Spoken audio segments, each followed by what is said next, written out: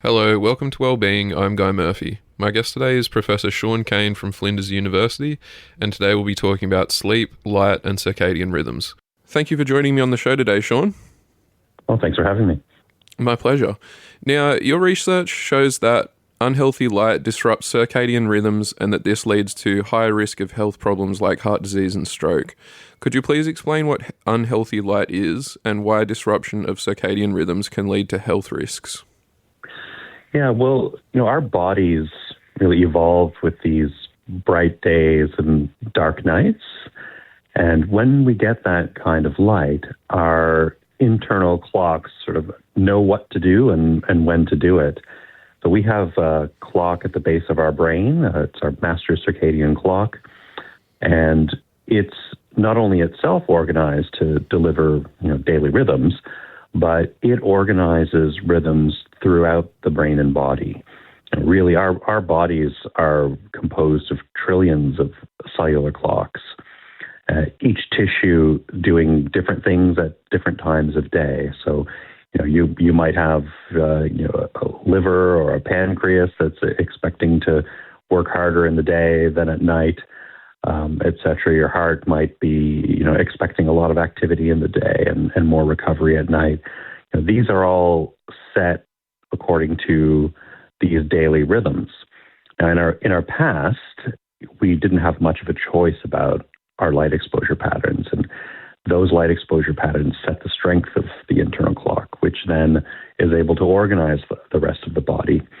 So we're in our natural history, we were set up to get that strong input.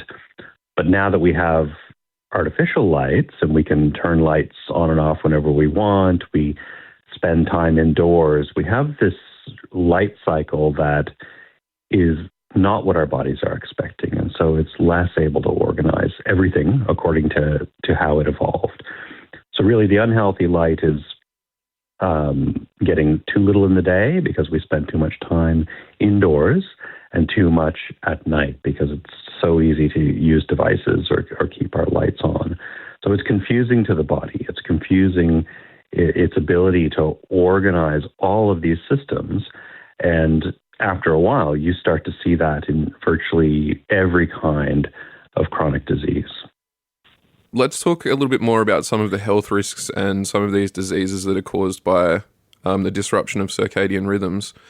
What are the most prominent, the most important, the most significant to you? Well, we've published a lot on a few different areas, and that when you disrupt your rhythm, some things pop up sooner than others. So one of the biggest would be mental health. So we found that unhealthy light exposure, so getting more light at night and getting too little light in the day, is related to virtually all forms of mental illness, major depressive disorder, bipolar disorder, PTSD, generalized anxiety.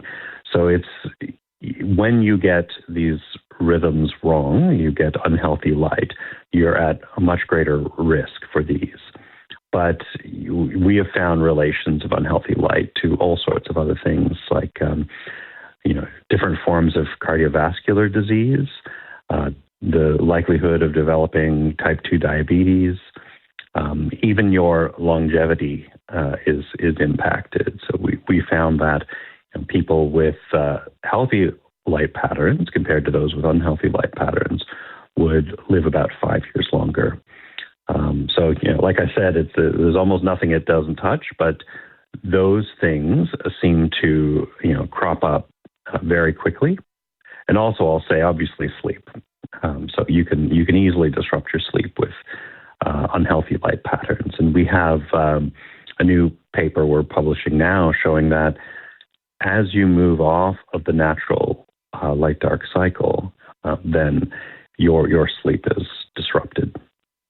Coming back to that light, the unhealthy light and how it affects the brain, I noticed that one of your studies was about blue light and how blue light can affect mood, I think it was. I don't know if mood's the right term, but, it affects like the valence of how you perceive events and situations and that sort of thing. Is that correct? Yeah, that's correct. And we have a couple of studies that they're quite similar in their methodology in that we had healthy people sitting at a workstation, and in that workstation we kept the light of the same brightness, but we modulated the amount of blue in the light.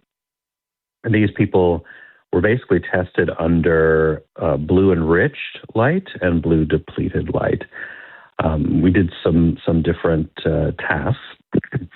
One of them was a task where they would see a word, like the word terrible, and then they would respond whether that reflects them or not. So, am I terrible? Am I not terrible?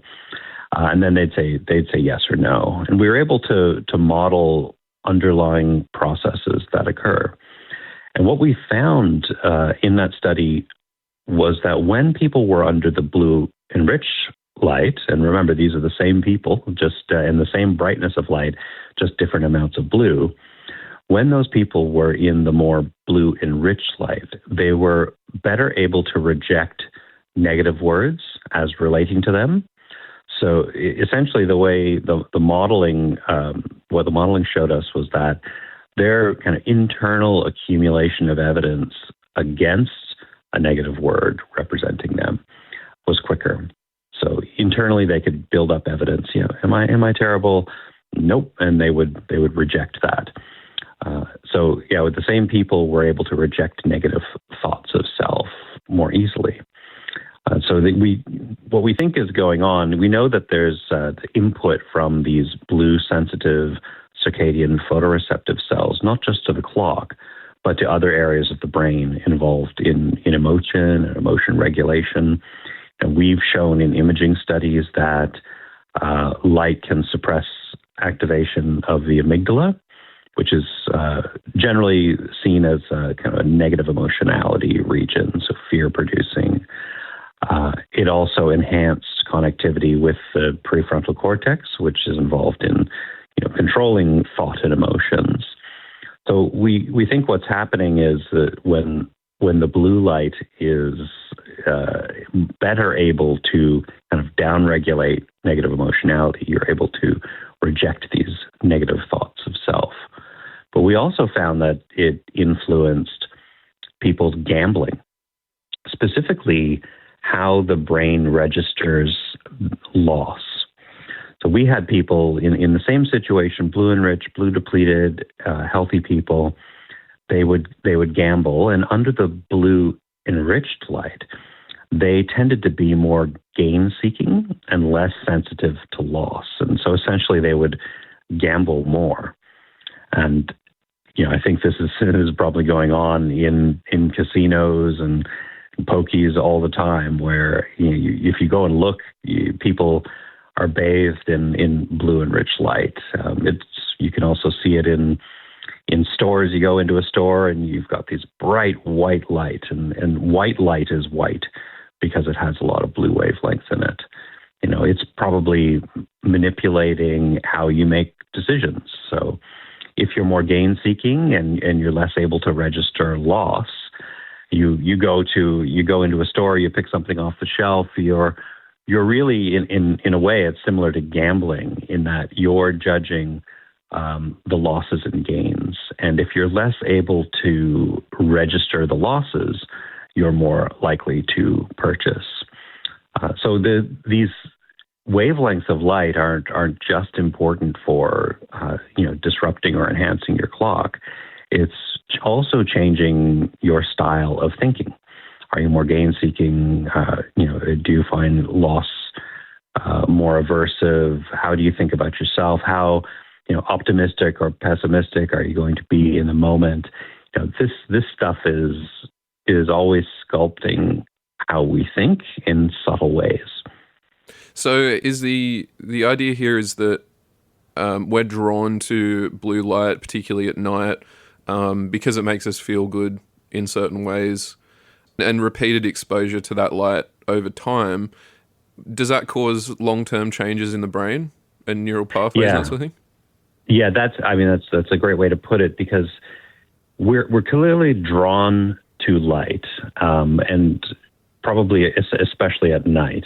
I think we're drawn to light all the time. So we're day active animals. We like light and we want to be in the light. It improves our mood. It probably makes us a little more energetic.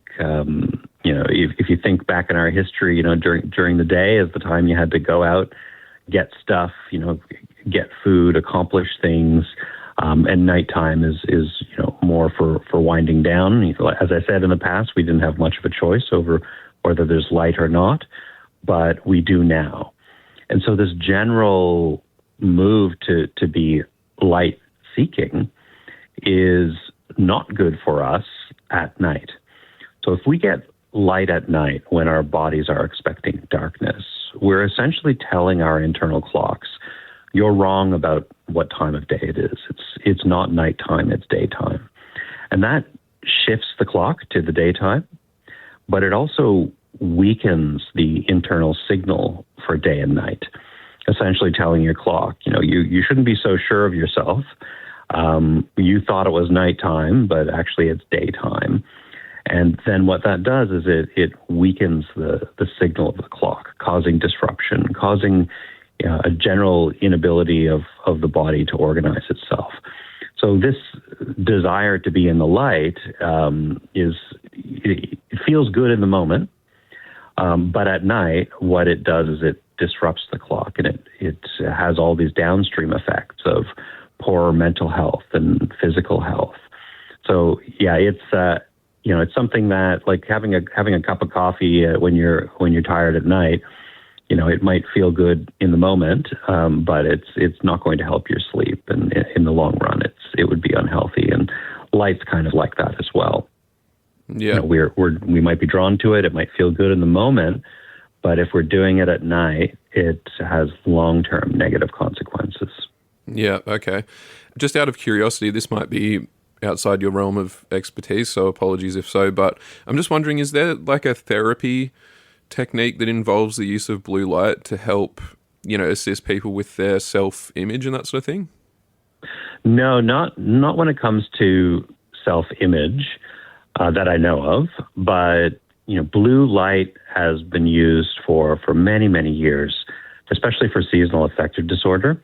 Okay. So as the days get shorter and you get less access to natural light, bright light, these little light boxes are used to deliver lots of blue enriched light to people, and it does improve mood, not just for seasonal affective disorder, but for major depressive disorder.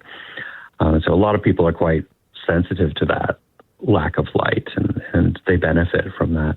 So it's been used to improve mood for a long time, but not specifically if someone has poor self-image. But you can get the same if you have access to bright natural light. There's really no substitute for that. You want to be getting lots of bright light in the day. It will enhance your amplitude, which means you'll have better mood in the day, but you'll also be able to sleep better at night. Your body will be generally better organized, and that will result in better mood and probably better self-image as well. Yeah. Now, one of your studies was having a look at the health impacts of unhealthy light, and you found that it has a particularly profound effect on cardiometabolic mortality. That's right. We did this study. It was published in the journal PNAS a couple of years ago, and we found that people with brighter light, the brightest light in the day, actually had a lower risk of early mortality, but that people with brighter light at night had a higher risk of early mortality. So, there's no light is bad message. It's when the light occurs. And we did find the biggest effects for cardiometabolic mortality. So clearly those systems are particularly sensitive to perturbation and disrupted rhythms. It is our bodies are complex system, and they're expecting the timing of internal processes to be aligned in a certain way. And as we disrupt the rhythms, and the best way to disrupt your rhythms is with light, because that gets a direct feed into your clock. And so if the information is good, so bright days, dark nights, then it's better able to organize. If it's disrupted, dim days, irregular light at night, then it's less able to organize the rest of the systems. And it really shows up in heart health and in metabolic health. So we had follow-up studies, one in JAMA Network Open, which shows all sorts of cardio health related things are worse with bad light. And in another study in Lancet Regional Health Europe, we found that the risk of developing type 2 diabetes was greater, especially with more light at night. And it does have to do with the organization of the body. Yeah, interesting. I just wanted to ask as well, on the topic of blue light, if I'm, say for instance, because I use my computer sometimes in the nighttime, I have a blue light filtering app, right? So if I filter that blue light out fully, how much does that mitigate the negative effects, or does it not really at all? The less blue light, the better. But it's not entirely blue, so you will get some effects of the light. There's some overlap of the sensitivity of melanopsin, which is that photopigment that responds to blue light. It's in these specialized cells that feed directly into the clock. They respond most to blue light, but they'll respond a bit to other light as well. So nothing beats no light or very, very dim orange light. But if you filter out some of the blue, it's certainly better than nothing. So ideally you're in as close to darkness as you can take at night, especially in about the 3 hours before you intend to go to bed. But sure. Yes, it's good to do that if you must work. It is good to filter out some blue. So, blue blocking glasses that appear orange are decent as well, blocking out some blue. So it's certainly better than nothing. But the best thing to do is to really stop working. You don't really want to be cognitively engaged in tasks at night if you can avoid it. Yeah. Now, you mentioned orange light. In terms of, interior design and new home builds and that sort of thing, are people switching to using lights that contain or put out less blue light? Yeah, there's certainly a growing appreciation for these issues. And, the avoidance of white light at night is certainly growing. In people creating these built environments, certainly they've been onto it for a while. It's not general enough knowledge, unfortunately, because ultimately, people's bulbs break and they have to replace them, and they'll just go to the shelf and pick whatever replacement fits into the socket, without really thinking necessarily about the quality of the light and what it's going to do. It's quite powerful if you're in your home and you have these bright overhead lights that are white in appearance. They're on all the way up to your bedtime. You will find that you're sleeping later. You're going to be more alert. Your melatonin, which is partly a sleep promoting hormone, it tells your body it's nighttime. That's quite easily suppressed by light. In fact, we did a study. It was published in 2020. It was in Scientific Reports, where we used this prototype wearable light sensor that we made for our research. And we were studying, it was 63 people, I believe, in the Melbourne area. And we found that about half of the homes had light that was bright enough to suppress their melatonin by about 50%. And the people who were using more blue enriched lights. So, and LED lights tend to be, they don't have to be, but they tend to be more blue enriched, and fluorescent lights.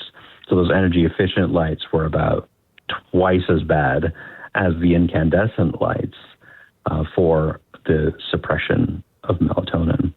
So Right. it's the lights in your built environment really matter, and people should be much more mindful of the lights they use at night. In general, I suggest that people don't use their overhead lights at night, and that they just use lamp lights, and to keep it warm, as warm a bulb as you can. And by warm, I mean something that appears more orange in color. So you want the dim orange lights at night to have less of a suppressive effect on melatonin, less of a shifting effect of your clock, telling you it's actually like 2 p.m. It's not 10 p.m. right now. So it's an easy fix, and anyone can do it. So yeah, they should do it. But in the people creating these built environments, there's certainly a growing appreciation for these impacts, but it is certainly underutilized still. Yeah, okay. And just thinking about what you said about the energy saving bulbs and about how they're actually, so much worse in terms of suppressing melatonin. That makes me think this must be, like a global problem, and it must have been getting worse over time, and it would affect so many parts of human life, like productivity at work and that sort of thing, having, not having as much sleep as we used to. Is that the case? Well, as far as the direct relation one to the other, I'm not aware of people really doing great research and showing, okay, this area switched over from typical halogen overhead lights, which are better, to LEDs that have a lot of blue in them, and then you see increased rates of diabetes, etc. If you do look in general to the proliferation of LED lights and the proliferation or increase in diabetes, for example, or weight gain, they match up, but there's lots of reasons for that. I think there was good intention in switching over to more energy efficient lighting. We want to use less energy to get the same lit environment, but I think at the time when these changes were happening, there's less of an appreciation for the health impact. So I do think we will in time realize how damaging that is, and the cost of the health effects is going to far outweigh the benefits of using less energy for the same amount of light in the environment. There's very much a focus on how little energy can you use to create the same amount of visual brightness, and that has tended to lead to more disruptive light. The incandescents, which produce a less disruptive light, they use up so much of their energy in heat that it's just seen by people as wasteful. If you try to unscrew an incandescent light that's been plugged in and on for a while, you'll burn your hand. That won't be the case for an LED. And halogens are similar. You'll burn yourself. They get quite hot because they use so much of their energy for heat. But it's in the end, it amounted to pumping out the blue more, and that's more damaging to us. Now, I don't want to vilify LEDs, because you can make LEDs that are quite good. So you can have energy efficiency and have a low impact on your circadian clock at night. So I have a mix myself. So I have some smart lights and lights that have very low warm settings that are LEDs. I also have some incandescent lights as well. So I use those, but if you're really concerned about energy efficiency and you want to use LEDs, then there are good LEDs to use. So I think there's in general, people put LEDs in this bad box, but that is not necessarily the case. You just want to get good LEDs that don't disrupt the clock and don't appear white. So if you're buying light bulbs, in general, I would not buy the cool white. That cool white is lots of blue. I'd buy the warm ones and try to get as low what they call color temperature as you can. So, my lights in the home at night are more like 2200 Kelvin, which is a measure of color. And as you get higher in that number, it gets cooler, more white. Interesting. And what is it about the bulbs themselves that are different and produce less light? Is it like the kind of glass that they're made of or the color of the glass, or is it, what component of the light bulb changes that?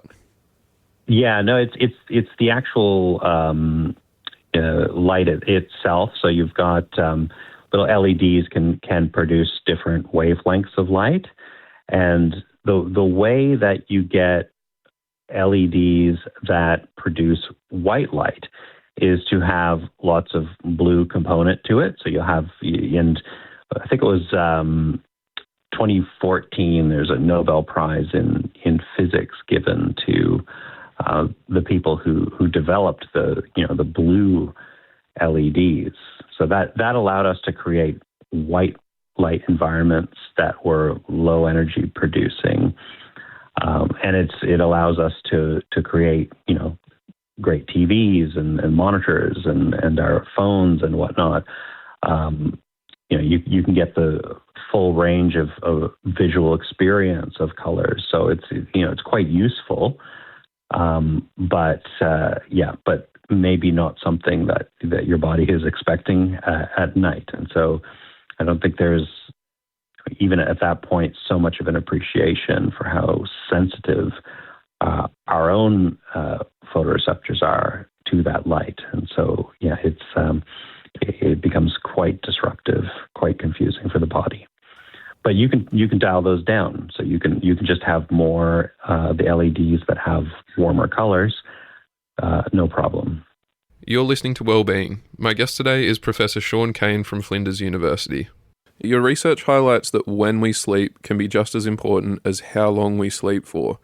How does sleep timing influence our overall physical and mental well-being? Yeah, we're appreciating more and more that the regularity of your sleep is more important than the duration of your sleep. So it's in the past, there's been a focus on advising people to try to get 7 to 9 hours of sleep, for example.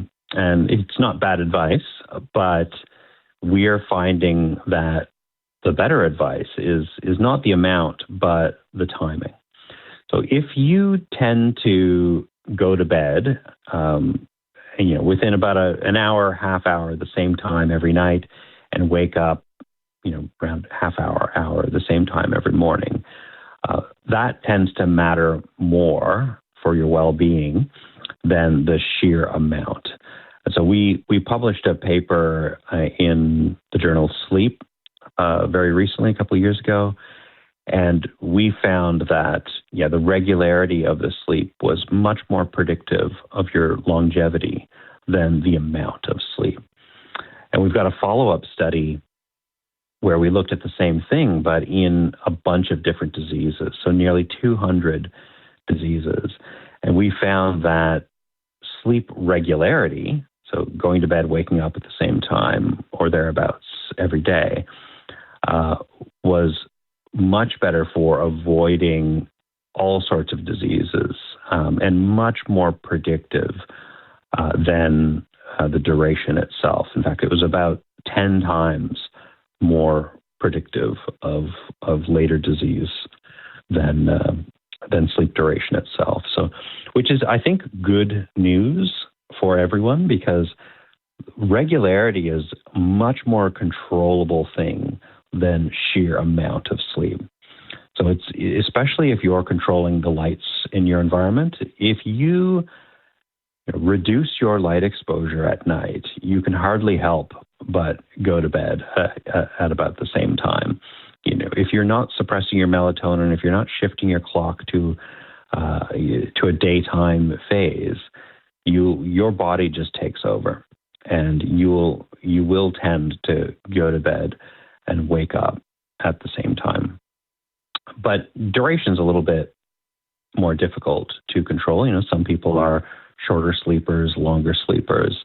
That's a little more difficult. But timing is quite easy to control. And so the fact that it's so much more important for your longevity and likelihood of developing diseases is quite good news. So we have something in our hands that we can easily manipulate. Okay. You mentioned how duration of sleep varies quite widely. There's that classic trope of successful entrepreneurs who claim that they only sleep 4 or 5 hours a night on a consistent basis. Is that realistic? In terms of a normal range, what is a realistic amount of time to sleep from minimum to maximum? Realistic, if you're getting less than 6, it's very unlikely that you're functioning as well as you could.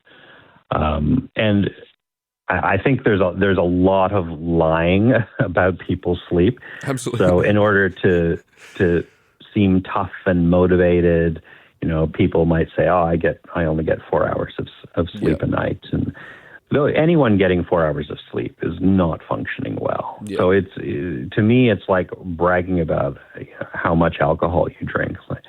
This isn't a good decision. This is not going to lead to optimal human functioning, and there's no need for everyone to be optimal all the time. But getting 4 hours of sleep there's hardly anyone who is going to operate to the best of their ability. So that extra time that you might get, extra 2 or 3 hours, it just means that your waking hours are, at 50% capacity or something like that. So it's dumb, but it's also just generally a lie. If you actually followed these people, if you tracked their sleep, it's so unlikely that is a truthful statement. Now, it might be from time to time they get 4 hours sleep because they have some deadline and they have to work through the night, and they're able to get that particular task done. But this isn't something that you can maintain as a lifestyle. It's just unlikely. I would put any amount of money on that being untrue when anyone says, I only get 4 hours sleep a night. Yeah, I mean, personally, I think it's absolute rubbish. I mean, if you have a few nights of consistent 4 to 5 hours sleep, you're nowhere near the max level of functioning, at least for me personally, so I've never put too much stock in that. I just wanted to get your opinion on it. So to clarify, 6 hours of sleep is more or less what you're saying is that's the bare minimum of sleep that we should be aiming for to be having on a regular basis? Yeah, I think in general, I mean, if you just look at the distribution of typical sleep patterns, we in general we consider under 6 hours as very short, like on the extreme end. So it's very unlikely that someone would naturally get by and only need that little sleep. It's much more likely that you're curtailing your sleep and that you would get more if you let yourself.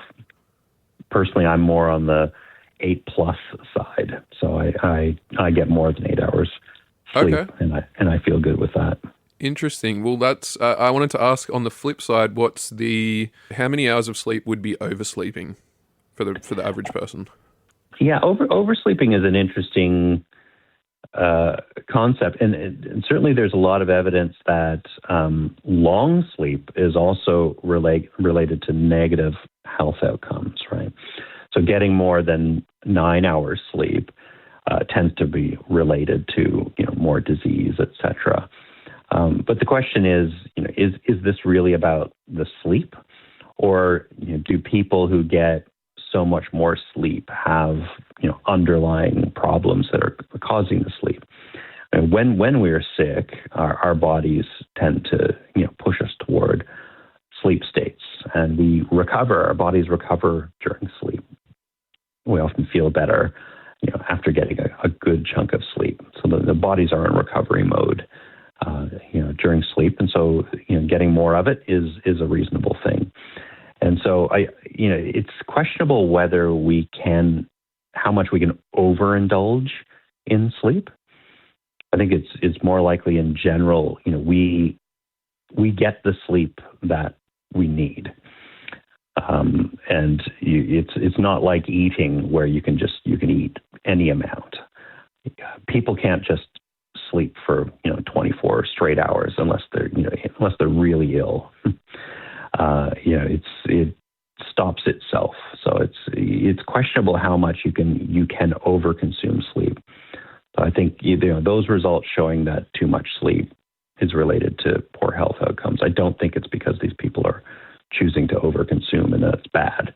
I think it probably more relates to the fact that there is something going on in the body and the body's trying to recover, and that's the thing that's related to the poor health outcomes. Okay, interesting. I just wanted to move on and talk about shift work a little bit. So, you've mentioned the mortality risks of a disrupted circadian rhythm.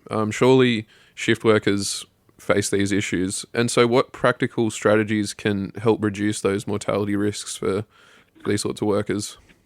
Yeah, shift work is a tough one. It is to some degree it's necessary. I think not all shift work is necessary.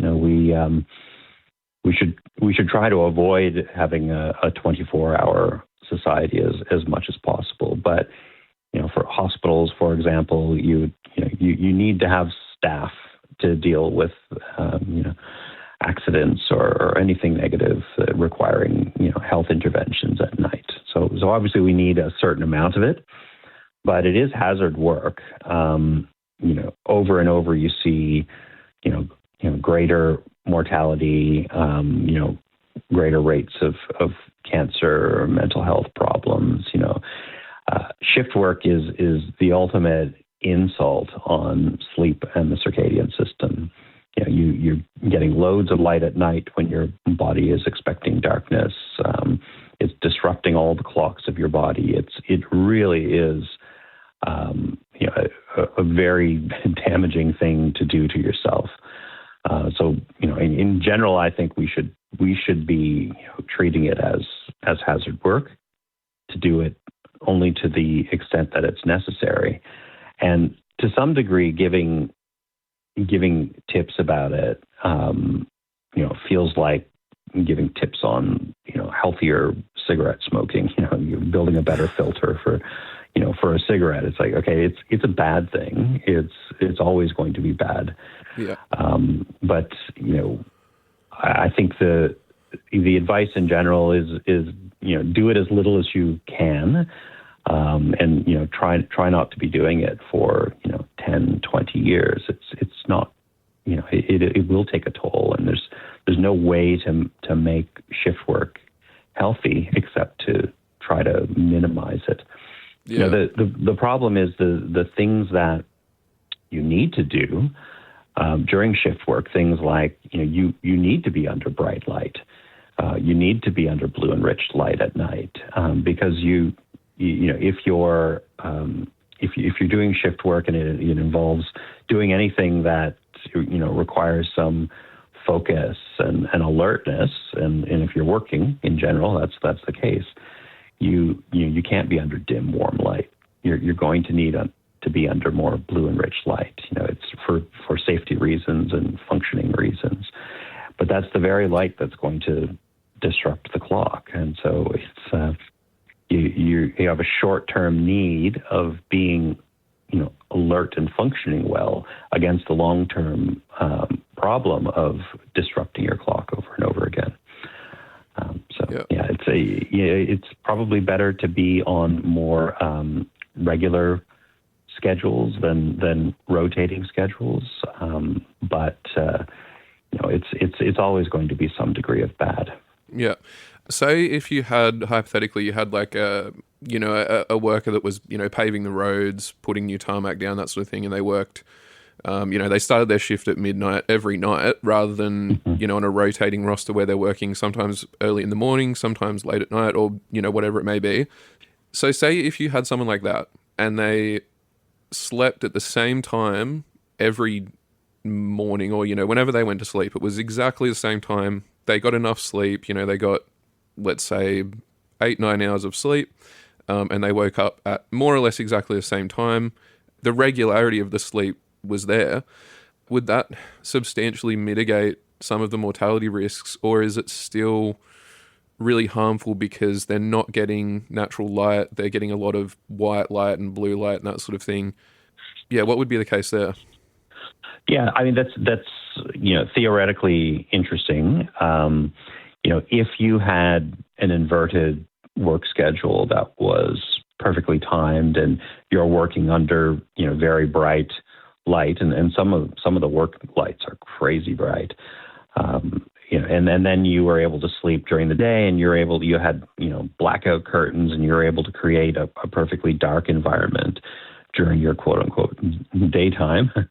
Then theoretically you could invert your body clock to the nighttime work. The problem is no one really does that, and people have social lives and families, and those people are up in the day, and so it's for a long time people have thought, if you could just perfectly invert the schedule and stick to that new light dark cycle, your body wouldn't know what real daytime is, and you'd flip it, and your body would be better able to sleep during the real daytime, but it's your biological nighttime. It's just practically it doesn't work because people live in the real world, and that involves other people. That involves needing to go to the store when it's open, etc. So yes, theoretically it's possible, but practically it's not. Yeah, gotcha. Now, what are some simple lifestyle changes that people can make to better align their circadian rhythms and improve their day-to-day well-being? Yeah, I think number one is your light. We spend so much of our waking day indoors. We have these jobs that that keep us inside. When there's so much beautiful natural light to be had, but getting outside, getting natural light, hopefully we can get at least 2 hours of exposure to natural light. And that doesn't mean, just in the morning. Any light you get while the sun is out tends to have a beneficial effect on the strength of your clock. And it has, positive effects on your ability to sleep later on that day. So getting outside, and if it's tough to do so, eat your lunch outside to get light. Try to get some morning light if you can. That's great. But any light throughout the day is going to be beneficial. And then what's even easier than that, because I find getting that natural light in the day, it is a problem because people work, and it's just not easy to do. What's really easy to do is changing your light bulbs at night. So if you have more orange, dim, warm, almost like romantic type lighting in the home at night, and that's all you use. If you dim the screens on your TV, so I will watch some TV at night, and I have a setting that is a low energy setting, and it makes it quite dim. So I set it to the maximum. I'll keep my phones on. I'll have a dim light filter on my phone, so I'll use that from time to time. Just trying to avoid any kind of white and blue enriched light at night, keeping it nice and low. That will tend to cause you to have better quality sleep, more regular sleep, earlier sleep. Yeah, it'll be easier to get up the next day. So that the light at night is an easy fix.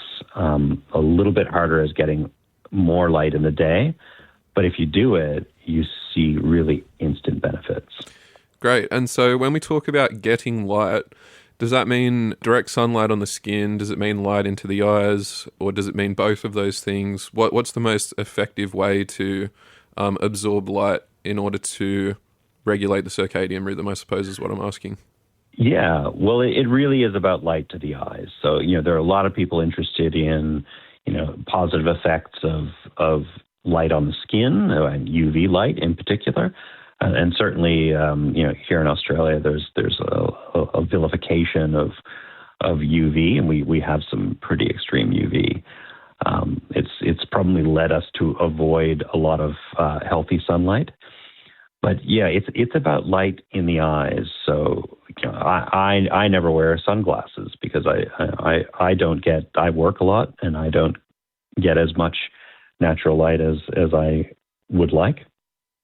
I certainly wouldn't want to be wearing sunglasses to minimize the impact of what little natural light I am able to get. Now, some people are going to have eye conditions that require them to be a little more protective. But yeah, getting outside, and even if you're in the shade outside, it is so much brighter than the light indoors. Even if you go outside and you're in the shade, it could be thousands of lux. But when you're inside, it might only be 100, 200. So it's difficult for us to judge visually just how much brighter it is outside because our visual systems adjust the brightness. But yeah, getting outside, even if it's in the shade, obviously you don't want to be staring at the sun. But if you are outside, even if it's overcast, you are getting loads of light. Interesting. And that's what you want. So even if you're sitting inside and the sun is shining right through your window into your eyes, it's still better to be outdoors. Yeah, if you're measuring the light, coming in through a window, and then you go on the other side of that window, it's going to tend to be quite a bit brighter. Okay. Yeah. But windows are good, and if you can work by a window, that's great. And there's lots of studies in hospitals even showing that people with their beds closer to the windows actually recover better than the people in the deeper bed in the room. So yeah, it's the light through the window is good. Some light's better than no light, but there's really no substitute for getting outside, getting some natural light, even if it's in the shade, even if it's overcast. Right. Can wearable technology help people better understand their own circadian rhythms and make healthier choices? Yeah, well, that's actually something that I've been doing. So we made these devices originally for our own research. So it's a wearable light sensor, and now we're making it. We sell it to researchers. It measures all the different wavelengths of light. It models the impact on your circadian rhythms. So we are as a team here making a wearable kind of circadian light sensor that ultimately will guide people to better, healthier light. So we've obviously been doing decades of research on this, and we know that this is such a powerful way to improve health that we made it as a wearable for research, and now we're going to bring it to a broader group. So as of probably early next year, we'll have our own wearable circadian light sensor to help people guide them in better behaviors. Other wearables, I use wearables. I have a Whoop and an Aura, and I'm interested in tracking my sleep, and it's helped me a bit. Especially things like the Whoop will really pay attention to the regularity of your sleep when giving you feedback on your sleep timing. Cool. Yeah, so you get a better sleep score if it's more regular, and so I know they're quite interested in the sleep regularity work as well. In fact, one of the people at Whoop was a student of Andrew Phillips, who is my co-founder of my company and creator of our wearable, but also is involved in all that research we've been talking about. So there's a relationship there. Whoop know about the importance of regularity, and it feeds into their scores, which is great. Is there one misconception about blue light or screen use before bed that you wish more people understood? Yeah, I mean, there's so much controversy over screen use before bed. I mean, really, no blue light before bed is good for you. You know, the circadian photoreceptive cells are so sensitive to blue light that it can disrupt your rhythms. It can suppress your melatonin. You know, it's none of it is good at night. But you know, looking at a screen is not necessarily going to absolutely destroy your sleep. And there's a lot of people who say, "Oh, it's a myth that screen use before bed influences your sleep." And a lot of the time, that work is based on looking at something called sleep latency. So basically, what time do you go to bed, and how long does it take you to fall asleep? And it's a very crude measure of an impact of blue light on sleep. We did a study, and we're just writing it up now, showing that blue light before bed actually has a profound impact on sleep, but you just have to measure the right thing. So not crudely, how long does it take you to fall asleep once you start trying, but we found for hours after sleep onset that there was still an alerting signal getting to the brain. And it was really impacting your REM sleep, which is the sleep that you're often dreaming during. And there's a lot of cognitive work going on during REM sleep. But if you had blue light before bed, it really negatively impacted that type of sleep. So right. Okay. Yeah, there is stuff going on. I think there's controversy only because people haven't measured deep enough, and if you're looking at a very shallow level, you can miss some really important things happening. But it's not just about screen use; it's really any blue light. So I think probably the bigger deal is people's ambient light in the room, their overhead lights. If you're using white light over your head at night, and you're looking at your screen as well, that screen might be 5% of the negative light that you're exposing yourself to. So it's not just screens. They're not magical light producing devices, but they do add to the blue content, and blue at night is not good. Interesting. Okay. Looking ahead, what areas of circadian research are you most excited about, and how could they change the way that we think about health and well-being? Well, I'm, in a way, it's, I'm disappointed that it's taken so long for there to be, a broader appreciation of, the impact of circadian health on general health. We've been doing this work for so many decades, but on the positive side, the message is getting out there. And when I first came to Australia in 2012, it was still a pretty niche area, and people didn't really generally know what circadian rhythms were. Now it's quite broadly known. And people are very interested in it. I think once you hear about it and you start paying attention to circadian principles and getting more light in the day, getting less light at night, once you follow that, you realize it can be quite transformative. I think we're at this inflection point where it becomes part of medical practice. It becomes something that is just generally known by everyone.